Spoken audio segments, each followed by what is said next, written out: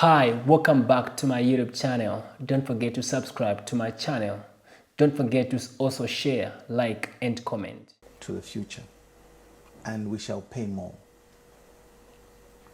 The president is on record that he believes in having negotiated settlements for the benefit of Zambia. Unfortunately, in this particular instance, that's not what we see. Let me give you some historical context in this regard. Last year in June, we had a pronouncement sometime around the Paris Club discussions. There was a big hullabaloo about, no, we've restructured the debt because the official creditors have agreed to deal with us, blah, blah, blah. Fast forward, October, there was another similar announcement. And we heard, no, the private creditors have agreed to talk to us, and excitement, as usual. Because even a small thing for Hakainde Hichilema and his government, it's excitement.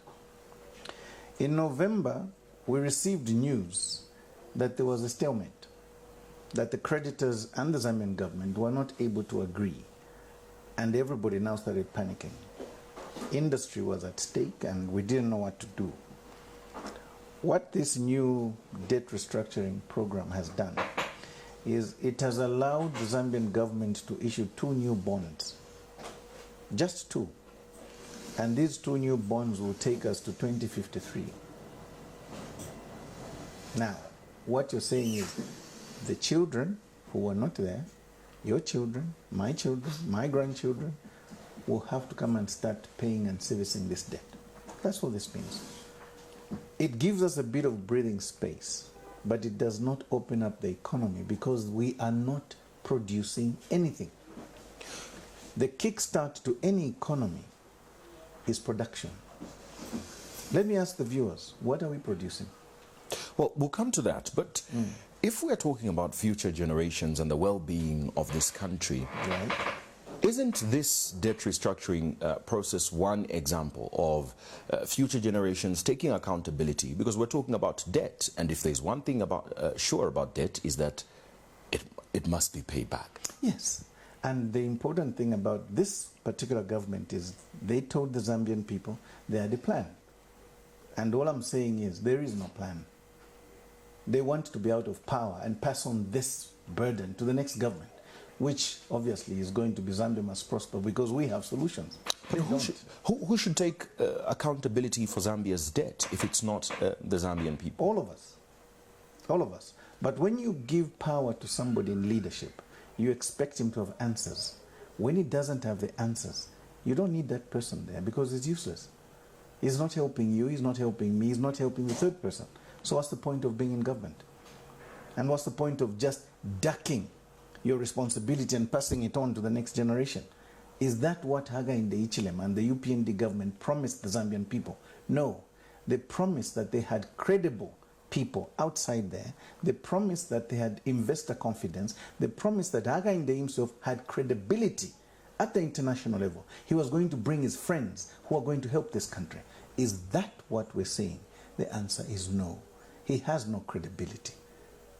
Do you not agree that creating a platform, an opportunity for productivity, as government argues, because they say that the coupon payments that could have potentially gone towards debt repayment within this period of economic distress for the country is going to go towards production into the country, funding critical sectors of the economy, and ultimately the bigger picture, according to them, is that this should see the Zambian economy flourish. Theoretically, that's all theory. Theoretically, that's very true. But let's look at it this way. The UPND government is boasting of CDF increment, that service. They're spending money. What are they producing? What does CDF produce? Don't answer. Let it simmer. They're boasting of employing nurses, medical personnel, teachers, service-oriented jobs, filling in vacancies for service-oriented jobs. What do these people produce? Services. When we talk about production in a country, we're talking about goods, services that we can sell so that we can earn foreign exchange. Once you don't do that, the economy will be in doldrums. That's where we are right now. And that's the problem. That's the only problem I have with the UPND government. They don't know how to produce, to sell. When you're selling services, and the Zambian people are getting services by going to a hospital, going to a clinic, and the police are serving you and me, that's services. But they need to be paid. Where's the money coming from? We must have injected money into the private sector. That's where the production should have gone. Do you think Without it's possible? that, it's not possible. Do you think it's possible to inject this money that you talk about in the private sector in the midst of the current economic conditions and a debt burden? Yes. How would you do that? Number one, agriculture.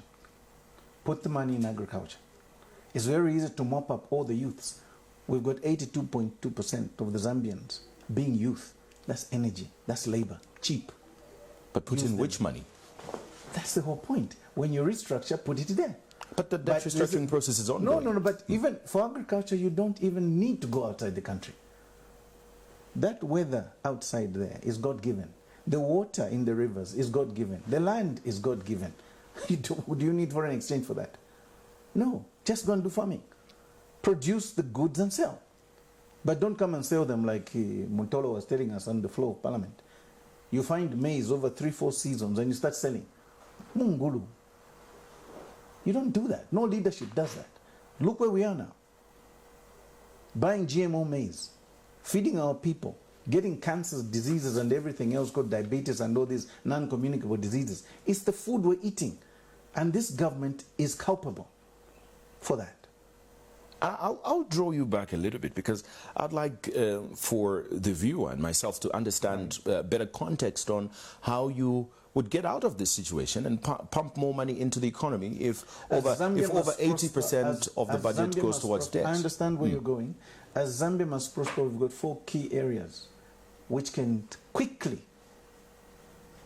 ignite the economy into production. Number 1, agriculture. You don't need much there. I've explained. Number 2, infrastructure, because that kicks in very easily. When you're doing jobs to do with creation of infrastructure as roads, schools, clinics, schools, and everything that's required with buildings, housing, people will be working. Number 3, energy.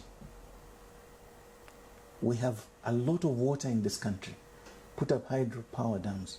Sell the electricity so that we've got excess which we can sell. Don't go and sell the little that we have and start load shedding the Zambians. You're killing the production. That's the problem. Number 4, in terms of the areas where we need to do and increase production, is the informal sector. Go and change the laws of this country and make sure that the informal sector people are able to access loans easily at cheap exchange rates. Not these banks and what they're doing. It won't help. If you kick money and inject money into these areas immediately, the economy will start growing. That's how you grow an economy. And then you're able to sell things, goods. You're selling agricultural produce. You're selling manufacturing goods. You're selling even services you can sell now. Those areas can easily boost the economy of this country.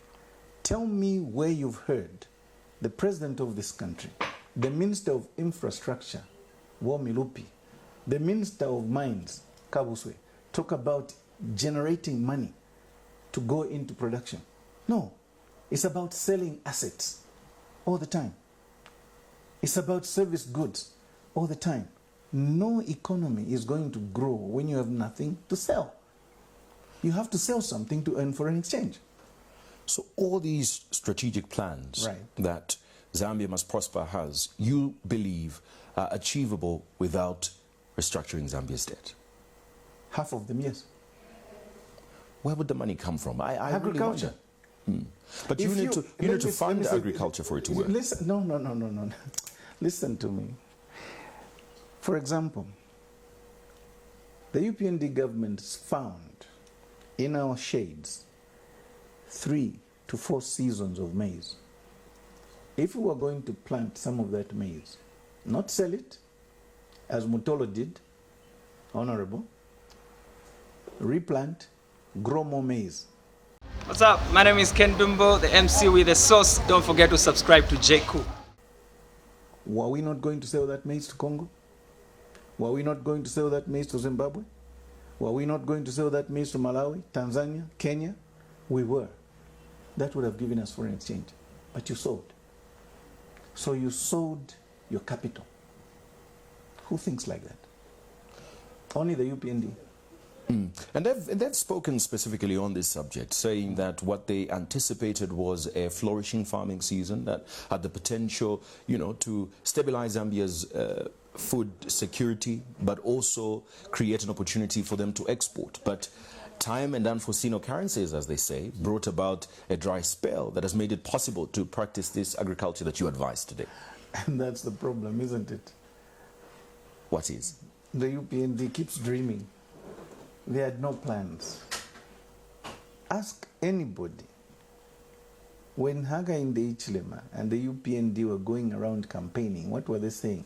They were going to reduce the cost of this, reduce the cost of this, reduce the cost of this, did they ever talk about production?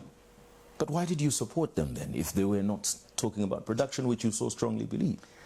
I supported the UPND on principle. We had to choose from a very bad system to a worse system.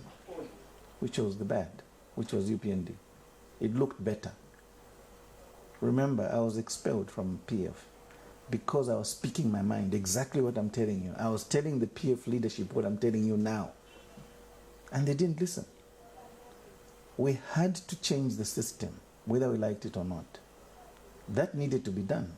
I have no qualms about that. I have no qualms about having supported the UPND when we were in the alliance. I have no qualms. I have no regrets. So None. if the UPND administration is failing, as you highlighted, Right. shouldn't you also be one of the people to be held accountable for this that you have done? In a way, you can say that. And I've taken responsibility. And that is why we need to kick them out of government. You don't think that out of principle, as you have said, you would have told the Zambian people that this is not a plan that's going to change the country. And if you go ahead with it, you will waste 5 Like years. I said, when you're hit between a rock and a hard place, you have to choose one. We chose the UPND because they seemed organized, they seemed formidable. At the time, having been in opposition for over 20 years, I thought they had plans. They didn't. Now you can't blame me for them not thinking. It's not me in power today. It's them. But I supported the principle that we had to get PF out of power. It's the principle. Please understand that. We've started off this interview talking about the debt restructuring process, right, and how you don't believe that it's been done the right way. No. If Zambia Must Prosper was in office today, what would the news be after a debt restructuring deal has been reached? I really don't want us to be talking hypotheticals, because if What's the plan to restructure the debt? it's very simple. I've told you, those 4 sectors. You can include the 5th if you want, mining. Mining for me will be the least of my worries. Because for you to generate income out of mining productively and on profit, it takes a bit longer. But these are quick starts. That's why I go for them. And that's how basically we would avoid postponing the debt and paying it now. That's the principle. Yes. Secondly, if we're going to use mining as a structure of reforming our economy, we can discuss and negotiate pre-buyouts with people who are willing to invest in our mines. For example, we've got gold here, we've got sugilite, we've got amethyst, we've got lithium, we've got all sorts of minerals. Some of them you don't even know where they are, but they're in Zambia. All we do is negotiate. Buy this mineral for the future. They can buy 15, 20 years of production. Use that money, pay off the debt. Immediately. You're debt free. Let the mining go on. You're debt free. What would be so difficult about you saying Kasenseli mine has got gold deposits which can last 50 years? We're selling off the first 10 years in advance, and we're going to get $20 billion. We pay off our debts and allow the mining to go on. We're free. You think those miners, those companies, those countries won't come here? You underestimate yourself. They need those minerals to function. That's why they come here. What they see, you don't see. Zambia Must Prosper has already seen that. That's why we're giving you solutions. Very quick, clear solutions. People are willing to invest in these mines and they can pay you in advance. Use that money to clear the debt. You don't need this debt hanging over you. The problem you have is you have a dealer in government, in State House. My friend, the president, is a dealer. So everything he wants to do now, he wants to cut deals with his friends and make money for himself and his friends and his associates. That's the problem we have. All the sale of Mopani, KCM, all these are deals. That's the problem. Why do you think these are deals? Because do you have anything that you can show us as to why you strongly believe that these are just deals? Have you seen the way in which Mopani deal has been structured? Have you seen the way in which the KCM sale was structured? Have you seen the way Invest Trust Bank has been taken over? You can't see deals there. I see fraud. I'm a criminal lawyer. I know what fraud looks like. And I can tell you, these deals are all fraudulent. There are politics involved in this thing. And who's the fraud here? It's not about who's the fraud. It's the system. Who's benefiting from this? Exactly. The UPND government and its cohorts and business associates are benefiting. That I know. Do you think as a criminal lawyer that Yes. this can be brought to light for the people to actually be vindicated and protected? Do you know what? The one thing you must understand when you have political problems, they need political solutions. The one thing that Hakainde Hichilema wanted was power. Remember, there was a time when, during the privatization, Hakainde Hichilema was saying about our second Republican president then, may his soul rest in peace, Frederick Chiluba, that giving Chiluba this power and these privatization schemes is like putting a monkey in a maize field. You remember that? Today, who's in the maize field with power? Don't think, don't question, let it simmer. With power and is in the maize field. Who's that? It's the same thing. This is privatization reloaded. If you complained about privatization then, wait until you see what these deals are going to do for this company. I mean, this country. You don't sell government assets by circumventing the constitutional provisions. You don't. It's fraud. You don't bring a last-minute buyer to a government asset who was not part of the procurement process in the first place. That's fraud. Do you want me to name other areas? I was chairman of CCPC of this country for 8 years. I know what a fraud looks like. The merger department of CCPC has to be informed whenever a government asset is being sold. Parliament has to be involved by 2/3 majority. A pre-sale agreement has to be initiated within Parliament. Was that done? No. You don't see the illegality there? I don't need to educate you on simple contracts. Contract law is very simple. Whenever you have a contract, what is important is, one, there must be an offer which is unequivocal. Second, there must be an acceptance of that offer unequivocally. But in the middle here, to consummate this contract, there is something we call at law consideration. Consideration is anything of value that makes the two parties who have agreed do the deal. If there is no consideration, it is just an intention to create legal relations. When you have an intention to create a legal relation, it's not a contract. So you have this Dow minister, I'm sorry to call my young brother this, Kabuswe, honorable, goes on TV, on radio, and he begins to say it's not a sale. It's not even an acquisition. No, it's not a transfer. What the hell is it? Come on, you tell me, Kabuswe, what the hell is it? What did you do with 51% of Mopani if it's not a sale? If it's not an acquisition, what did you do? You think the company in Dubai transferred $600 million plus to to whoever they paid for free. What I know is that money didn't come here. It went to pay Glencore. Why? Because Glencore owned the shares then. Yes, well, we will get, and we will get to Mopani. You've asked me a very important question and I'm giving you the answer. That's where the fraud is. So you tell people we've sold. Sold to whom? What's up? My name is Ken Dumbo, the MC with the sauce. Don't forget to subscribe to J. Cool. Who's benefiting? Where's the money? If you sold, were you in control? No. Someone else was in control of this asset. They were selling. They're the ones who are negotiating. The president is on record, the president of this country, that he is better off negotiating than going to court. But here's what I say. Some negotiations can kill you. But this deal with Mopani, which we will now start talking about, with Glencore, was agreed upon by the previous administration. I believe you know that. And that was the reason why ZCCMIH acquired 100% of the shares in there. And one of the ways to get out of it was to owe Glencore 1.5 billion United States dollars, owe again, which had to be paid back. Glencore. And this was part of the reason why this deal has got an equity and debt aspect. I understand that. Glencore. Have you read what is happening to Glencore on the international market?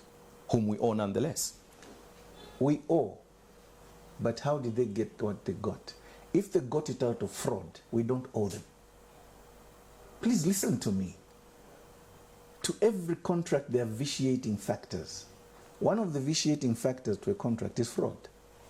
The other, misrepresentation. 3, mistake. Need I go on? I'm not giving a lesson in contract here. But the point is, once you have a contract entered into based on a lie, based on misinformation, that contract is vitiated before it begins.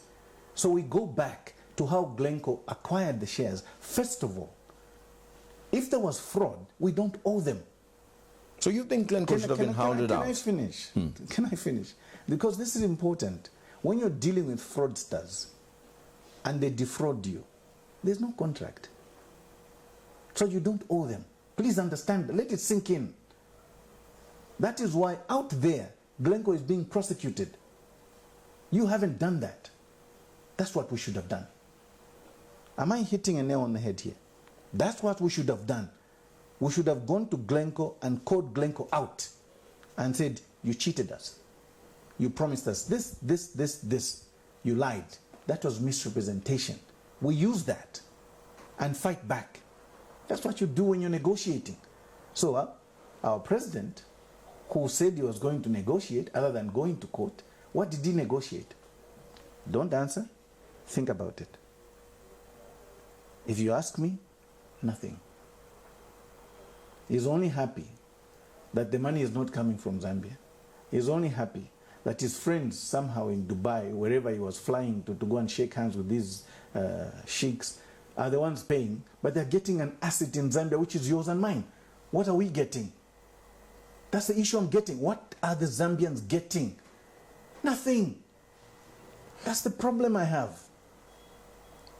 During the campaign period of the United Party for National Development, and I make reference to it because you were a part of it, they made... I was part of the alliance. You were part of the alliance. I have never been a card-carrying member of UPND. A part of the alliance, yes, which they were a part of, and actually had a presidential candidate, which you supported. Yes. And one of the things that was quite pronounced was how consistent they made pronouncements. They challenged how the Patriotic Front government dealt with the energy situation in the country. They challenged both the energy in the sense of electricity and fuel, and food security in the country. Quite like how you're criticizing them today. And my question is it possible that things are easier from the outside and a bit tougher when in government? Because the UPND today is using the same reasons that the Patriotic Front used with regards to why we had load shedding, why we had food security challenges. I don't quite agree. And I'll explain why. The reason for it is simple. When you have a plan and you know what you're going to do when you get into government, it's very easy for you to say, this is what I'm going to do. I discovered quite quickly after UPND got power that they had no plan. Okay? I was given jobs. My friend offered me jobs. I told him no. I'm not here to join you. I came here to just help you. We had a bad system, we had to kick it out. That's what we did. No apologies there. But I wasn't joining UPND because I realized there's nothing here. If you're going to be in opposition for over 20 years and it takes you 5 months to form government, I have a problem. If it takes you over 3 months before you can make an economic pronouncement, I have a problem. It means you didn't have a plan in the first place. I saw that. Now, if you see that, do you stick around? You don't. You move on. I had given Naga in the Ichilem, my good friend, I had given the former president, my older brother, Edgar Chagwalungu, my books on Zambia Must Prosper and what I thought could be used as a blueprint to turn around this country's economic fortunes. They both have my books. They can't lie. They do. What have they done with them? Nothing. I realized if you're not the initiator of an idea, if you're not the one with the vision, you can't know how to execute it. So best I tell the Zambians, tapali nangu chimu hapa. Two things. Can I finish? Kubutoku. Let's leave this. It's not taking us anywhere. So, if you can, and I'm asking the Zambians out there who are watching both you and I here, ask any Zambian, what is the major economic pronouncement that the UPND has made since it came to power? Like I said, don't answer too fast. Think about it. If that question rings round your head 3-4 times and there's no answer, the real situation is there is no answer. All they've been doing is playing the blame game. You don't play a blame game when you've been in opposition for 20 years. What were you doing? Why were you not planning? If you saw those problems, you should have come with solutions. That's what I'm saying. Zambia Must Prosper is saying to the Zambians, we have solutions. That's the difference here. And I've given you areas where we shall concentrate and hit the ground running and solve the Zambian problems. There's no need for our miners in KCM, in Mopani, not having a future and suffering when they've got an asset. Mopani and KCM are some of the biggest mines in Africa. They're suffering. Why? There's a problem. Again, they've been duped. And again, fraudulent means have been used to suck money out of the miners. If you allow me to explain, the miners were forced to get a second insurance company, a pension scheme, called Satuna Regna. Do you know who runs that? Friends to the president, if he's not still a shareholder in there himself. Miners are paying to Satuna Regna. Okay. Are they being paid when they retire? No. They've changed the rules. The miners are complaining. The contractors around Mopani, the contractors around KCM, they are dying. There's no business on the copper belt right now. I'm born and raised in Mufulira. It's a mining town. I know what it is to grow up around a mining town. We know that mining gabafolo for chumfu town. No bunga bula nunkila. Isn't that the reason why there was this haste to get Mopani up and running so that ubunga bule nunkila? I agree with you, but haste with what? What solutions have we done? What solutions have we given to the miners? The miners are complaining. They have not been paid for months. The contractors have not been paid for months. No new equipment is being bought for the mines. No new investment is coming. So ubunga bwala nunkila shani. Even for Twaishwa, when I'm going from Mufulira, my little town, to Chingola or Kalulushi, Kitwe, Luansha, and Dola, each town I pass, I must see Chush Chilef Mapamugodi, that means there's life in that town. The moment I don't see that smoke, it means that town is dead. Why? Because that's a production city. Every production city has got a major industry. On the copper belt, every town has got a major mine. That's what creates the industry. That's what creates commerce and trade. Because everything revolves around the mine. I've got a couple of questions about the mine, but I'd like to draw a little bit back to some of the things you said, two things. Sure. And one of the things you said was that the president offered you jobs and you were not interested in that. You also talked about the fact that you gave the former president My ECL your blueprint and the current president. So you can see I'm not selfish with ideas. I share. Or What's up? My name is Ken Dumbo, the MC with the sauce. Don't forget to subscribe to J. Cool. the other way to look at it is you would rather just have things your way or no way. No way. If I didn't want my ideas to be shared, I was going to hide those ideas. Thinking is painful, my dear. When you are thinking and planning, this is how I'm going to solve this problem, and you come and share an idea with your friend, no, you love your country. And if they don't pick the idea, you That's get frustrated. No. I said read. Let's come and discuss on how that can be implemented. None of them called me back. So if they got the book, put it on a shelf, and they've never read it, it's not my fault. I'm really sorry. You see, you're sitting here in my office and you're looking at all these books. I read somewhere that no matter how many books you have, if you don't read them, you're just as good as a guy who's as ignorant as a street boy, because you haven't read them. So if they haven't read my books, so be it. I can't force them. But I did say there are ideas in here which can help our country. Please read. So whether they're read or not, I can't answer that. I'm sorry. Before, again, I go to Mopani, I've heard this a couple of times, and it's from your critics, and they say that the reason why you hold this opinion against HH and his government is because you had some sort of fallout. And I'm curious to find out. What job did he offer you? Maybe it wasn't good enough for your portfolio. I mean, you're a man aspiring to be president of this country, so you may have felt insulted by what he offered you and could not do business with him anymore. Let me respect my friend and respect our friendship. I held meetings with Hakainde Hichilema as a friend. He offered me employment. Okay? Let's leave it there. I didn't want to take up the job, and that's it. I didn't want to work with you, PND. Should I put it that way? Because we didn't agree. Our ideologies didn't meet. Our philosophies didn't meet. I don't subscribe to the way they think, the way they do things, and the way they carry themselves out. I don't. Let's leave it there. That's pretty clear. Let's go to Mopani. Yes. 51% shares going to IRH under Delta Mining from the United Arab Emirates. And this is an equity partnership, as the government has put it. They say that they had to do it because the mine had to get up and running, because ZCCM-IH did not have the money to run this mine. Do you think 51%, 51-49, is a good deal? The ZCCM did not have the money. This is the same ZCCM-IH which was investing and buying 71.4% of Invest Trust Bank. But Invest Trust is not worth $1 billion. It's not worth $1 billion. No.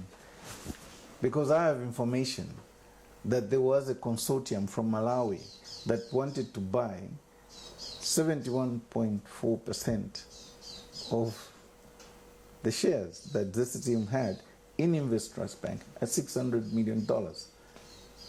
What has been paid out?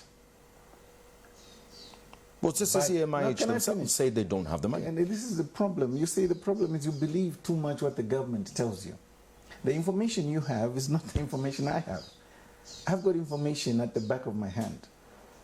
Hakainde Hichilema used to sit in where I'm sitting in my position, and he used to say, I've got information before the president has it. I'm telling him now, I also have information about what he's doing.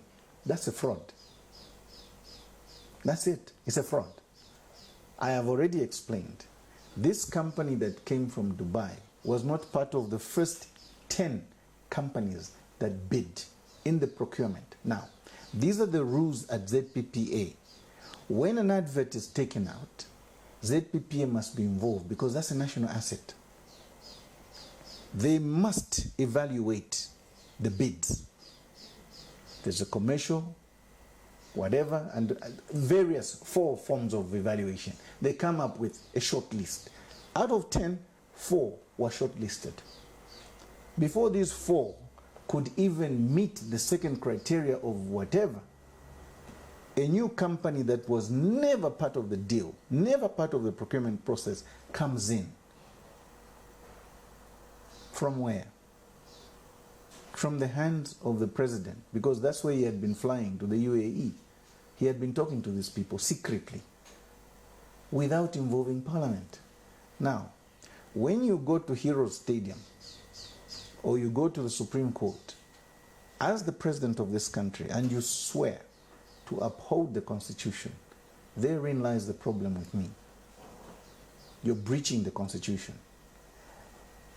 A political leader only breaches the Constitution for personal gain, personal interest, or business associates' interests.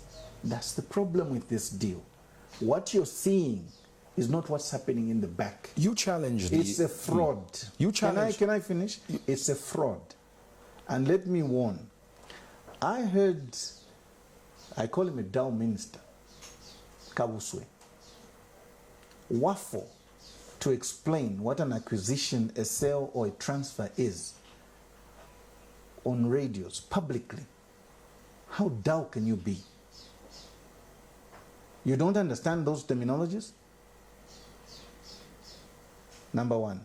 Number two, why I say this is a fraud is simply this. If this intention is to make sure that the Zambians benefit out of this sale, why?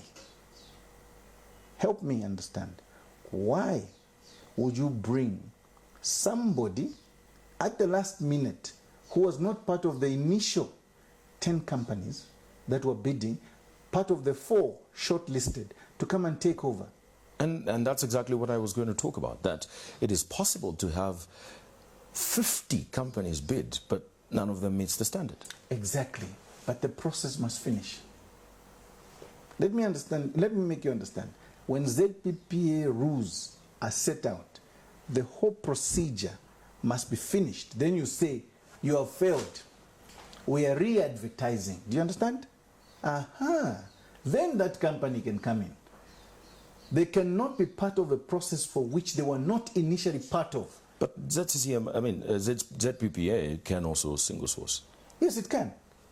But ZPPA did not single source this. This is State House. But they could argue that they did. ZPPA is not State House. No, I'm sorry. That you won't convince me. It's a fraud. That's the difference in your understanding and mine. And as a criminal lawyer, I'm telling you, I can see it. Now, let me say this. Kabuswe's justification, Honorable Kabuswe's justification, was this passed through the office of the Attorney General. Is the Attorney General of this country above the law? No. Is the Solicitor General above the law? No. Is the Minister of Justice above the law? No. Is the President above the law? No. So it doesn't matter whatever English was used to circumvent the Constitution is still an illegality. Let me ask about the broader context of such a deal, that the mine is going to get back into production as it is. The deal has been cracked, and IRH is moving in to, turn those shafts. Is this a good thing that the mine is back up or not? You make it seem like you're switching on a light bulb. Mining doesn't work like that. No, not in the literal context, of course. So, if this takes 5 years, what will happen to the miners on the copper belt? Because they are waiting. They want to work. This is the kind of negotiation that our president was talking about. He said he would rather negotiate than go to court. We said, fine. Even when we're doing our law now, part of the institutional framework is that, look, if you can mediate, if you can reconcile, if you can arbitrate, it's faster, it's administrative, move on. Who was negotiating? With whom? And who was in that negotiation? These 10 companies that were bidding, were they part of the negotiation? If the answer is no, where did this secret company come from and why? That's what the Zambians must be asking. That's what I'm asking, and those are the answers we need. Because if you can't answer me that, then I know that there is an under political current here. What's up? My name is Ken Dumbo, the MC with the sauce. Don't forget to subscribe to J-Cool. To benefit somebody, somehow, somewhere. That's not the Zambians. You say, you ask on what would happen if this process took 5 years. But what if it took just 1 year and it functions? Would you be happy? Of course I would be happy. But it's hypothetical. But I've read enough about mines to understand. But before you can generate a profit in mining, the minimum, barest minimum, in terms of investment, changes of this and that, changing of shaft, equipment, pumping out of water, takes a long time. But those are people working. The people doing that. The Yes, people doing all of that. Look. This is why the hypotheticals I'm not really interested in. I like practical questions. But here's a scenario. Before you can get back into mining, if the mine is flooded, you need to dewater, pump out the water. Is it the miners who are going to be doing that? No, those are people who are probably come with their pumps to pump out the water from South Africa or from China or from wherever. Those are not Zambians. The Zambians want to do mining, actual mining. They can't go there when the site is not clear. That's the problem I have. So the money will still be going out of the country. We're milking this country. And that's where the deals are. That's the problem. You don't see that. I've lived in Muflera. I've lived and played with people on the copper belt. Kunkana, Kuchambeshi, Kuchirabo. I know water is a problem for the mines, especially underground. You've got to pump it out. Otherwise, if it's flooded, they can't work. You're watching This Day. My guest tonight is Kelvin Fube-Walia. He's the president of Zambia Must Prosper. After this break, we talk about Don't forget to subscribe to my YouTube channel, J-Cool, and turn on the notification bell, cause I'm gonna see you in the next video.